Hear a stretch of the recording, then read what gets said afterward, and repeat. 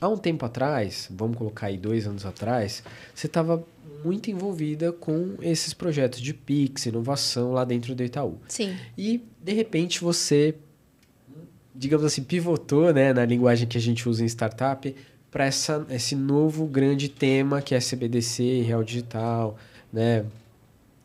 Eu queria saber de você como é que foi esse processo, se foi um processo que você construiu, oportunidades que surgiram, como é que isso se deu?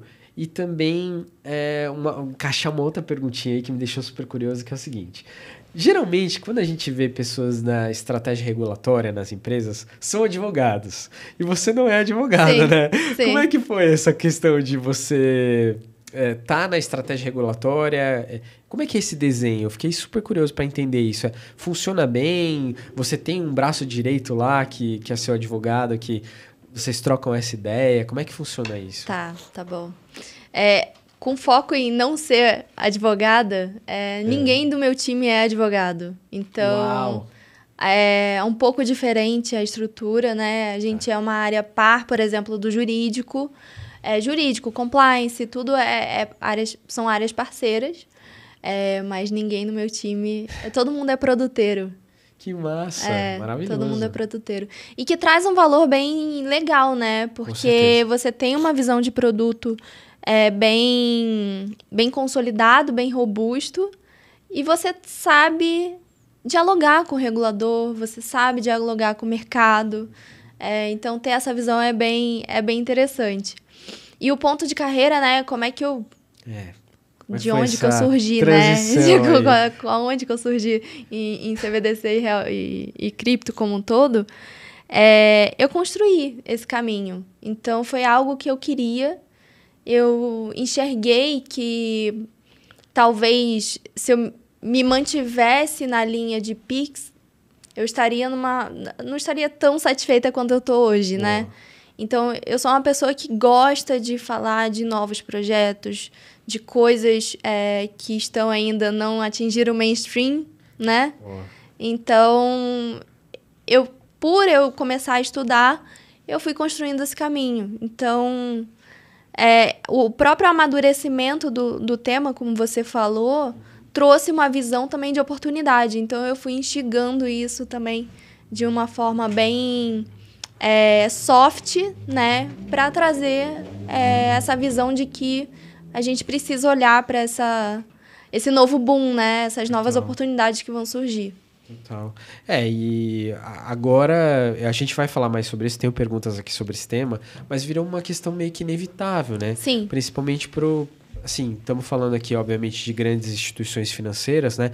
Que estão lá no S1 do Bacen, mas todo mundo, em algum momento, pode ser daqui a 2 anos, 3 anos, sei lá quanto tempo, mas todo mundo em algum momento vai ter que lidar com isso. Então, o quanto antes você puder estar posicionada nesse mercado, melhor, né? Porque você vai ter acompanhado toda a história dele e lá na frente ter uma experiência riquíssima, assim. De construção do zero, né? Exato. Quando eu comecei a olhar isso, a falar sobre isso, foi 2021. Então, época de webinar ainda do Banco Central, quando ele lançou. Então, era algo muito relacionado à education do mercado, né? Então, aquele aquecendo os motores para, de fato, a gente começar a discutir, né? Então, não só o Banco Central, mas outros órgãos reguladores, mas também associações, todo mundo estava aprendendo junto, né? Sim. Até, antes de fazer a próxima pergunta, eu queria que você comentasse isso, porque, assim, pouca gente que está de fora tem essa noção de como funciona, de repente, um projeto dessa natureza, né?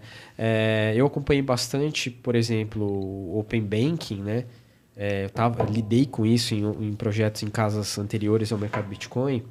E, da minha perspectiva, assim, tudo começava lá dentro mesmo do Bacen. Até porque o Bacen está sendo... A diretoria Bacen hoje, não só a presidência, mas os diretores, eles estão bastante sensíveis a esses temas de inovação, né? Com certeza. Toda hora a gente vê matéria... case mundial, exato. né? Toda hora a gente eles vê matéria... ganharam um prêmio. Ganharam? Ganharam, Isso ganharam eu não sabia. prêmio. Legal. Mas, enfim, só justapondo aí, né? Toda hora o Campos Neto tá falando alguma coisa que o mercado tá... Uau, que maravilha e tal. O tema começa lá dentro, aí ele vai se expandindo, aí de repente tem um GT de trabalho, um grupo de trabalho para discutir isso, e assim vai. Eu queria que você contasse um pouco, assim, como é que foi esse processo do Real Digital, assim, e como é que você vê isso acontecendo, assim, essa relação de mercado, Banco Central, mercado? Como você descreveria isso para quem está ainda um pouco de fora, sabe? Eu acho que é uma construção realmente a várias mãos. O que está acontecendo hoje com o Real Digital é algo que aconteceu muito já próximo da gente. Então, o Pix, o Open Finance, eles são construídos ainda hoje a várias mãos. Então, toda essa construção, esse processo de amadurecimento de produto, de teste, de lançamento, de obter tipo de feedback com o mercado, tudo isso é feito realmente aos poucos e garantindo o quê? Principalmente segurança, né? E salvaguarda ao próprio consumidor. Então, eu acho que tem uma agenda super legal, que é do Banco Central, que é a agenda BC Hashtag, que tem um foco muito forte de inovação e também promover, né, mudanças e novos produtos no mercado. Então, eu acho que o que está acontecendo hoje, a gente já viu acontecendo. Só que o que eu acho até mais interessante é que a gente não participou de testes e protótipos em ondas anteriores, né? Então, quando a gente pensa em Pix, a gente não teve um laboratório igual que a gente teve agora com o Lift Challenge e o Lift Lab, né? Quando a gente teve o Open Finance, a mesma coisa, né? Então, você já tinha um laboratório ali de inovação, mas que é do Banco Central junto com a Fenasbac. Mas, realmente, a gente não viveu isso nesse sentido. E eu acho que isso também é muito devido à própria organização do Banco Central, né? Esse apetite deles quererem desenvolver inovações e produtos que façam sentido. Mas também tem o ponto da característica da tecnologia, né?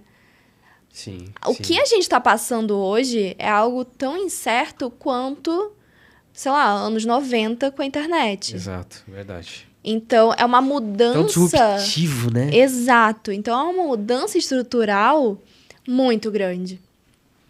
Então, eu acho que, dado isso, surgiu essa necessidade também de você começar a ter essas experimentações com o mercado e tirar os inputs, né? Então, nossa, realmente, eu vou aprender com uma...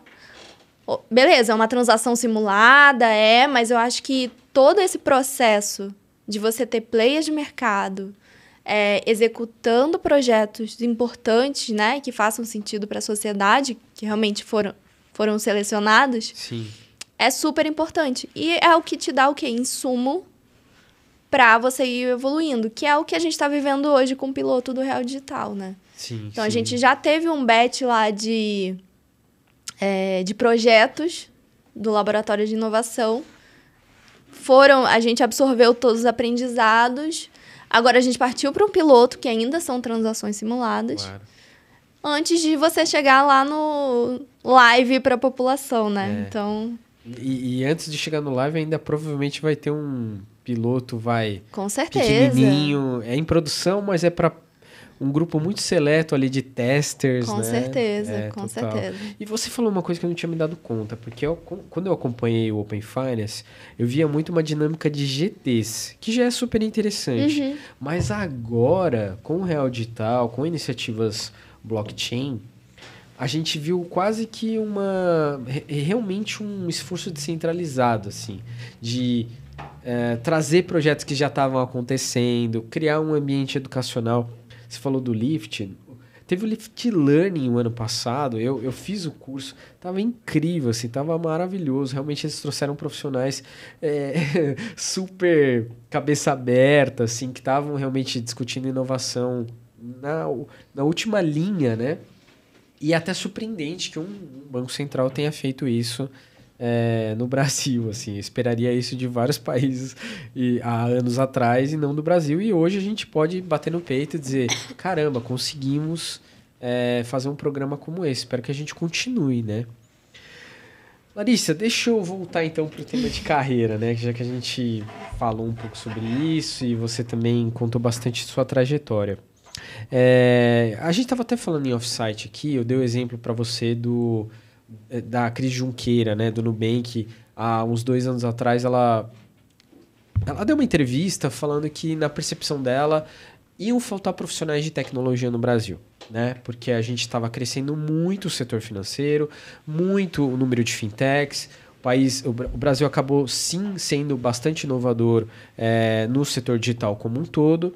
E ela não via os profissionais sendo formados, capacitados. Ela não viu um esforço muito grande educacional para colocar isso de pé, para que essas pessoas de fato pudessem atuar, né? E eu vou acrescentar mais uma coisa que é o seguinte: existe uma percepção no mercado hoje de que o Brasil, na verdade, está exportando talentos. As pessoas se formam aqui e vão morar fora. Ganhar em dólar. Ganhar em dólar, morar fora, ganhar em euro e por aí vai. Você, enfim, estudou também em instituições fora do Brasil, sabe bastante disso, né?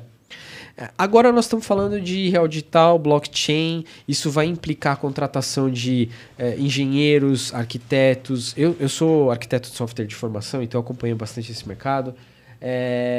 Para o setor de blockchain, né? Você acha que vai faltar programador Solidity, engenheiro, arquiteto, desenvolvedor para esse meio? Como é que a gente vai lidar com esse tipo de demanda? O que você imagina sobre isso? Eu acho que a gente tem um desafio muito grande de formar pessoas, né? E a gente acabou de falar da questão das grandes ondas de disrupção, né? Então, a gente está vivendo isso hoje e realmente é difícil, né? A conversa que a gente está tendo hoje não são pessoas que estão vivendo, né? Não é o público geral que consegue discutir nesse nível de profundidade. Somos uma bolha ainda, né? Ainda, E eu acredito muito que a gente vai deixar de ser, né? Uhum. Mas eu acho que o principal desafio... Essa conversa aqui é um esforço e é algo que vai ajudar também. Essa iniciativa do Let's Crypto é um exemplo.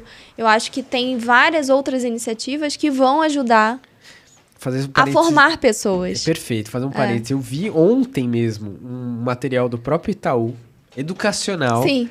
E eu fiquei muito feliz, porque também vai nessa direção, né? De trazer mais conhecimento para as pessoas e tal. Enfim. Exato.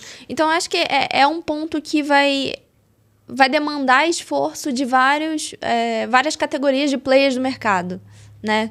Não só de pessoa física, mas também de instituições, grandes instituições, pequenas instituições. Então, a gente precisa começar a ter realmente esforço direcionado a isso. Mas eu acredito muito, né, que esse ponto da gente mudar a chave, virar a chavinha e, de fato, começar a sentir que realmente o mercado está preparado, é muito difícil da gente ter essa certeza, né? É a mesma coisa. Será que hoje a gente tem desenvolvedor suficiente para as demandas, sei lá, em cloud? Né? Então, você sempre tem uma falta de profissional, sei lá, em cyber. Sim. Né? Então, a certeza de que, não, eu sempre vou ter pessoas preparadas aqui no Brasil para atender as demandas de blockchain. É difícil a gente afirmar isso, a que ponto será. Mas eu acho que o esforço, as perguntas têm que estar direcionadas à direção, ao foco que a gente precisa ter, que é educar, né? Então, promover eventos relacionados ao mercado, falar com pessoas influentes no mercado para também conseguir promover programas sobre isso. Enfim, eu acho que seria mais nessa linha que eu acredito, né? Tá. Não, perfeito. Eu acredito bastante nisso.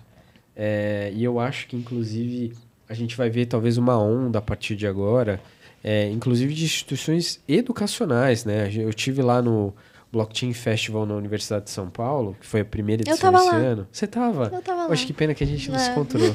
Tava mediando um painel lá e fiz a abertura da Ethereum, do Bootcamp da Ethereum SP, né? Uhum. Foi incrível, adorei. Então, pela primeira vez eu vi, por exemplo, a Universidade de São Paulo, que é a maior universidade da América Latina, uma das mais respeitadas do mundo, abraçando esse tema, né? Porque não era só uma iniciativa de fora que estava chegando ali. Tinha o Inova USP que já existe, tinha o Intel que já existe, tinha todo mundo ali realmente debruçado para fazer o negócio acontecer. Espero que esse esforço comece a crescer bastante daqui para frente, tá?